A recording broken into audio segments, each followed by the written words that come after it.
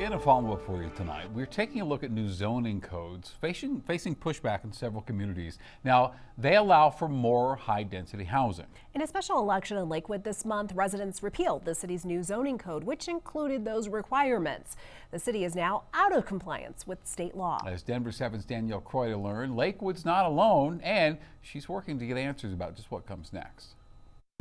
Depending on who you ask, there was a lot not to like about Lakewood's new zoning code. Some, it's the limiting of the square foot of the houses that can go on property. Others, it's the high density. But if you ask Lakewood Mayor Wendy Strom, she'll tell you the changes were reflective of months of work, research, and public input. Not to mention, some of those changes were required. Getting us in alignment with the changes that came into effect in state law. But in a special election this month, voters repealed those changes. What is Lakewood currently now out of compliance with when it comes to state law? We are out of compliance with regards to the parking required in transit areas. We also have some shifts that need to be made to get into compliance as far as the state requirements for accessory dwelling units. This challenge is not unique to Lakewood. In Littleton, council there had only just begun talking about what it might look like to get those state requirements in their code when residents launched a charter amendment to prevent those changes. Here's what Littleton's mayor told me at the time. If this charter amendment were to pass,